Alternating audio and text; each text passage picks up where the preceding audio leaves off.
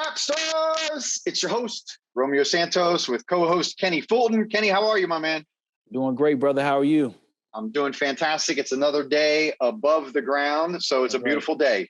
All right, so Kenny, it is indeed a beautiful day. We are in the final days of quarter three of our financial year, and we've been talking a lot in our organization about teams and how things are going in our team and how we may change the structure of our team. And so I thought today, especially after the conversation that you and I personally had yesterday, that we would talk to our audience and everybody out there listening about teams, right? Like about the different types of teams, about where teams once were and how they've come and where teams may be going in the future, and kind of help anybody out there that may be thinking about, I want to start a team, or I've already got a team, but I don't know if I like the way my team is set up.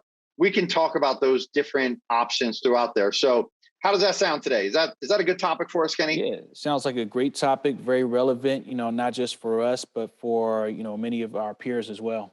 Yeah, absolutely. Okay, cool. So we are in a traditional team model, right? Right. And so in a traditional team model, what we've got, of course, is I'm the one who started the team. So I'm the team owner, team leader, if you would, right? And in our team model, obviously the team itself covers a significant amount of the costs associated with running the real estate business. So we cover the transactional, administrative staff, right? We cover the marketing, we cover photography, we cover closing gifts, we cover business cards, we cover signs, we cover lock boxes, we cover everything basically. And the idea is that you, for example, as a partner on the team, you get to come in and focus on what you do best, which is what? Finding deals And selling houses and helping people with their real estate goals. That's right.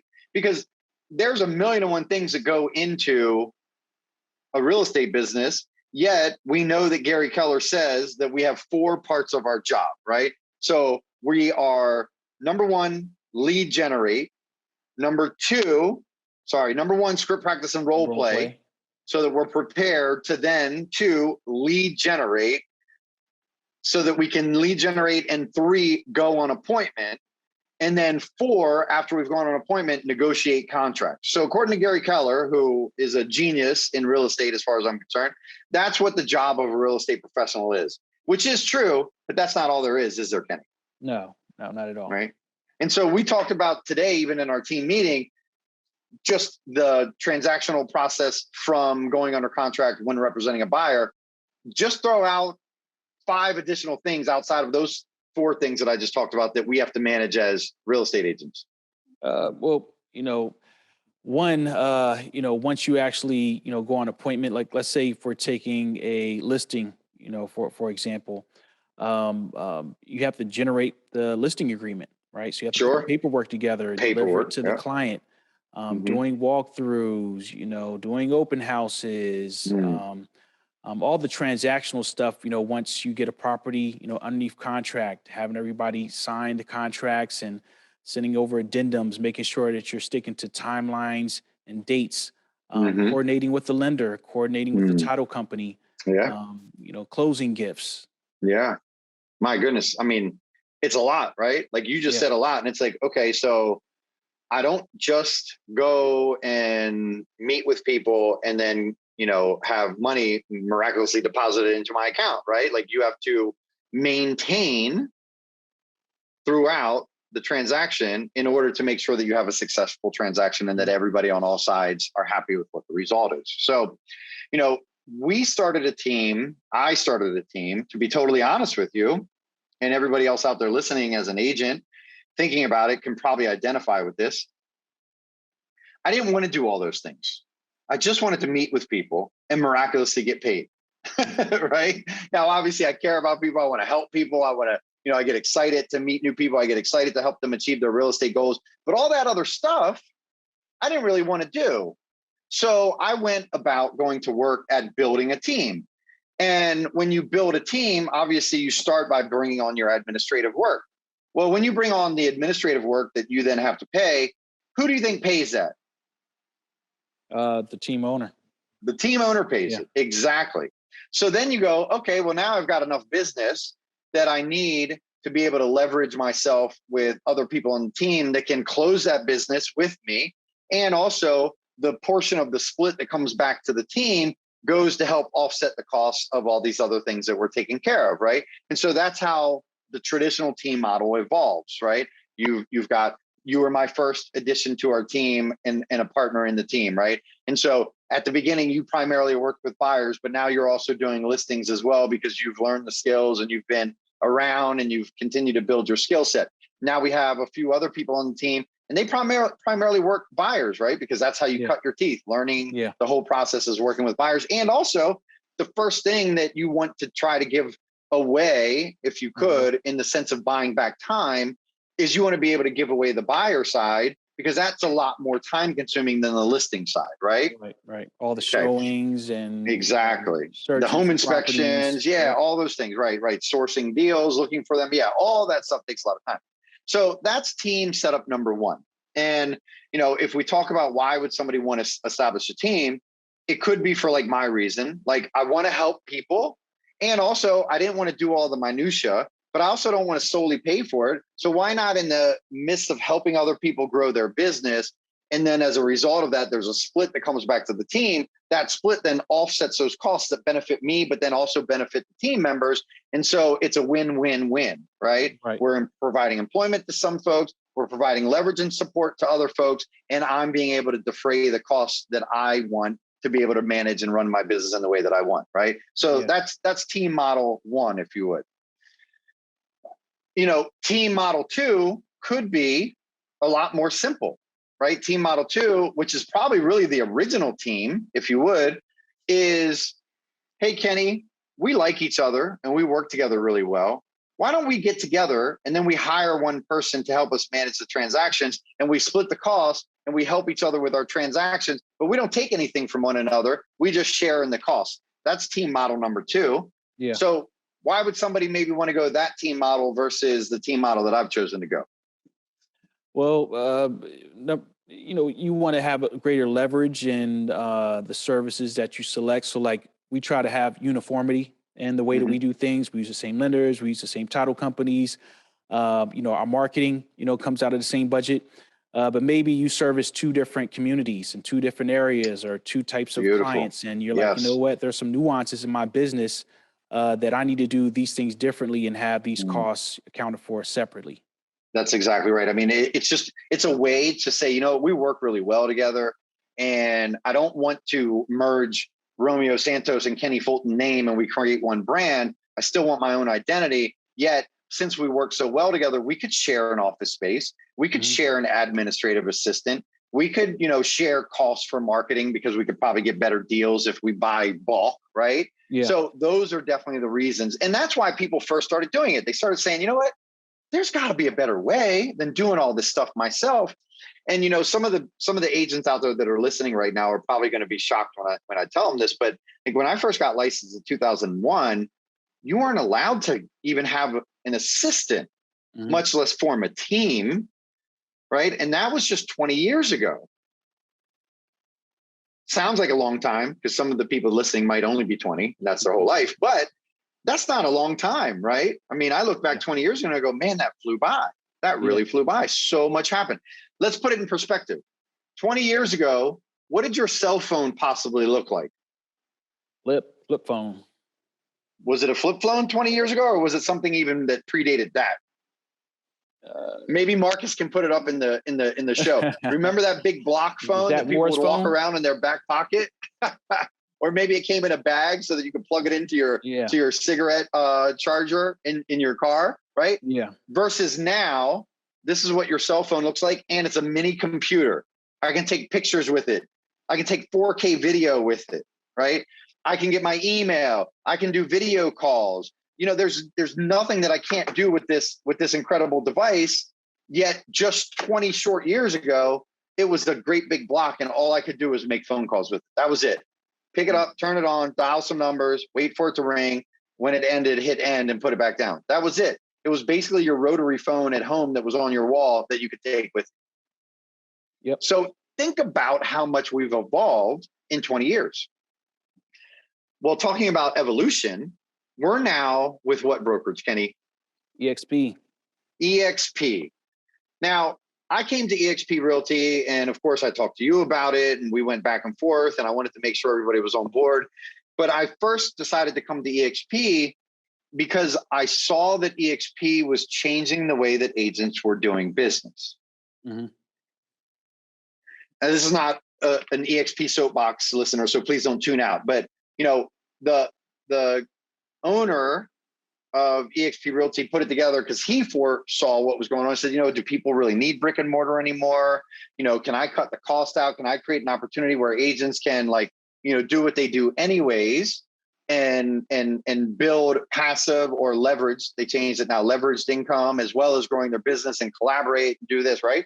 And so the new style of team that we're even starting to talk about going to add this layer of a team while also probably keeping our base team at home is the self-organized team, right? So a self-organized team is almost going back to that original team that we talked about, where it's just people decided, we want to share some resources and get together, but we're going to stay on our own. And that's what the self-organized team looks like, where we say, hey, Kenny, and we know Sean out there, and we know Joe, and we know Lisa, and all these agents that have maybe some small teams, or they do really good business on their own, or maybe they just want to grow their business. And we say, you know what, we'd love to be in business with them, but we don't want to be in business with them. That's right. Right. So we say, you know what, listen, we have all the systems and models built out to date that have helped us grow our business by almost 100% year over year in the last 3 years. And we're continuing to work on it. We'd love to share all those things with you and also collaborate, mastermind, have a network where we can pass referrals back and forth, where if we decide to go on vacation, we can ask for a favor because we all are in it together, while at the same time, Kenny can keep his own brand, Lisa can keep her own brand, whoever wants to keep their own brand can, but we can share resources. We can pool our monies to do things. We can grow our leveraged income, because in EXP's model, every time somebody comes on and they name you as their sponsor, you now have the opportunity to earn leveraged income from the revenue that they produce for EXP that doesn't take any money out of their pocket. Yep. We're not taking any money out of their pocket. We're not taking a split. Like we're the money that they pay as a cap, they're going to pay anyways. And if they do enough business, they get their whole cap back in stock shares anyways with EXP, right? And I love Keller Williams, but at KW, they have profit share. But the unfortunate thing with that model is that most of the market centers are not actually making their profit on the business itself. They're making their profit from their ancillary services like transaction management, mortgage, title. So there's not really a whole lot of profit in there for people to be able to share. But in our model now, we're able to help people grow. We're able to be in a team. We're able to share resources, and we're able to see real leveraged / passive income as a result of the fruits of our labors to go in and help other people grow their business and give it to them, right? We're talking about just saying, we're going to give you the blueprint. We don't want anything from you other than for you to be vested in this network with us, where we're all part of the same team, but we're all our own unique individual identity. And that's the future of teams now. Yep. Right? I mean, we had the conversation yesterday where we talked about how this could work from where we talked about our scaling and the amount of investment it would take us to do it monetarily to get as large as we want to get, versus shifting our mind to this, new way of being in a team and collaborating and being able to scale that, and how much less it would actually cost and how much less, individual personal responsibility it would take, and yet how fulfilled we could still be by helping other people grow their business. It's like mind shattering, right? Yeah. I think EXP was definitely ahead of the curve on this one. And I think we were as well with making the transition when we did. Obviously, we didn't see COVID coming. But if you think about the way that the business is set up, it's virtual, right? So Yeah. all the trainings were already virtual. You don't need a brick and mortar office space. But from the jump, they always gave you the ability to market yourself. So Right. like before, you know, if we bought a building and we wanted to put Red Anchor Properties on there, it'd have to be, you know, KW, you know, Red Anchor Properties. But with this model, you know, it could be Red Anchor Properties, you know, EXP, Romeo Santos, Kenny Fulton, EXP. So it started off already with giving you a foundation that you can, you know, market yourself. But I like the word you used earlier. A team versus a network, you know, is a very different thing. And we were trying to find out avenues that we could bring on agents without necessarily having to put them on our team, but still having some type of affiliation and some shared experiences there. And this model really is more helpful because this allows us to attract new agents who are like, you know what, I'm not going to do enough business to make it worth being on a team and having a split. Like we've encountered agents like that. We're just like, you know what, I may only do 2 or 3 deals a year, and I'd rather do those and, you know, keep the, you know, portion of commission myself, because they do still have to pay a cap before you do your team split, right? Yeah. So so it's an advantage to agents who aren't, you know, full time, you know, as we are. And then for the agents who already have tons of production going on, and they're like, you know what, I kind of already have these. I have a transaction coordinator. I have, you know, and I'm servicing this very specific, you know, community. It might be less advantageous for them to join a team, you know, like ours as well. But this model allows them to still come on. We still, you know, we have our network that we're affiliated with, and we do our weekly and monthly calls. We get the advantage of getting inspiration from the other people who are on the same network that we're in. But then also when they're trying out new services, we get the advantage of like, hey, look, I'm trying out this new CRM over here. You know, it's great. You should check it out. And actually, I just talked to them and they'll give us all a discount. You know, so the network piece of it, I feel like you, in whatever setup you have to maintain that, because being self-employed, or even if you're dual career, you don't want to have to try everything out for yourself to figure out it does or doesn't work, because that's a very expensive, you know, business model. Guilty. Spent a lot of money in the last few years. Been through it. But in the same regard, we also have saved a lot, you know, with being able to consult with the people who are on our network. You know, that we are. Very true. Yeah. Very true. Very true. You know, and I mean, the ability to have shared resources and like-minded people, and this is not what I love about it in life in general. Nothing is an original idea. Basically, what we're talking about is like, don't get freaked out, everybody out there, because there's no mandatory anything, but it's almost like a union, right? Like we're forming a union, if you would, probably not the best analogy, but where people choose to come in and work together and share resources and band together. Let's do it better. An association, right? Like the Association of Realtors, okay? Where people have come together for the greater good and the greater cause of everyone that's involved. Think about it this way. I can't necessarily go out and buy $1 million building right now, right? Yet if I could afford $1 million building, my mortgage would probably be what, $5,000 a month? Yeah.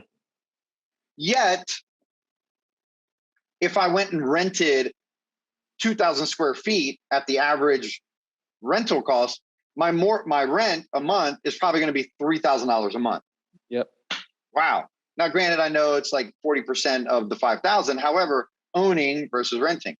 Yet, there's nothing to stop us in this future, you know, endeavor, the way that we're going about looking at it, to say, hey, we need 5 people to all put in $25,000, and then we get our down payment so that we can buy this $1 million building, and then we can have enough space that we can all have our own space and a communal area where we can all come to collaborate, but we can all also be in a space, and we all have ownership in a building that's going to appreciate over time, and we're going to pay less than we would have paid if we went and leased a space. Yeah.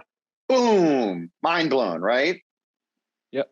Whereas before, if I had my team and you had your team, unless we were like really good pals, that's probably not something we're going to do, right? Nope. We're just not even going to do that. So, you know, I love that. And what I would encourage, and what we talk about all the time, is live in the moment, but always take time to look into the future.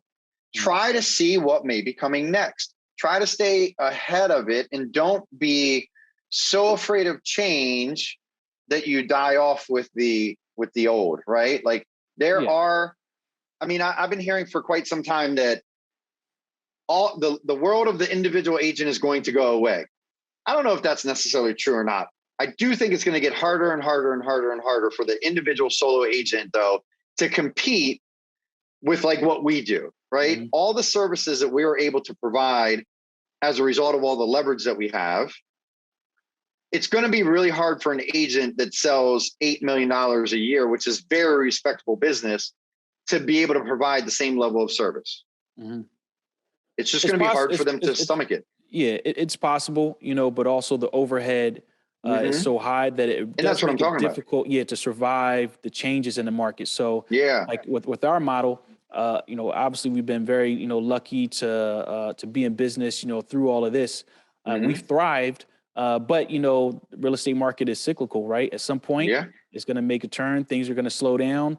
But when you're an individual agent, that overhead, you know, is constant. You know, and it also requires time to manage it. So one of the benefits that we have being on the team is that the agents on the team, they don't have to manage the admin staff, right? The marketing team, you know, that's what's done between the leadership. So, but if you were an individual agent and you did have enough production to maintain, you know, an admin, marketing, you know, accounting, all those pieces that we have, you also have to manage those as well. So it's like, how much time do you have to manage your business and service your clients, you know, to a high level? Correct. It's hard. I mean, take it from me and anybody else that has started a team. It's hard, right? From the outside, it might look sexy, but man, it's always messy, right? And we're always trying to make it as, you know, if anybody out there listening has ever had a toddler, and they've experienced what it's like to try to keep the house clean, that's what it feels like growing a business. Right? Like you're constantly running around behind your toddler, which is your business because it's super young, and you're cleaning up and you're cleaning up and you're cleaning up, right? And then you're talking to your toddler saying, well, no, we got to get this result. Why are we not getting this result? And continue to work through it and continue to get creative until you can finally get there. And I don't know if you ever get there. I mean, I listen to a lot of podcasts with people that do a lot more business than we do, and they still say the same thing. It may look sexy on the outside, but it's always a disaster on the inside, right? And I guess that's okay, because if it's perfect and everything's running all right, then you're probably not trying new things and you're probably not growing. And so you may end up being stagnant and losing momentum versus gaining momentum. So I'm okay with the messiness. I don't love it every day. I have my moments, but I love a team, right? I love being able to collaborate with you, Kenny, and with Annie and Gwen and Judy and Michelle, and also with Jennifer and Michael and Dan and all the people that are in our network. I love that because we all are looking at things differently. And you may have a blind side that you don't realize. And then you have a conversation with somebody and then they just gently go, oh my God, all that's over there? I didn't know all that was over there.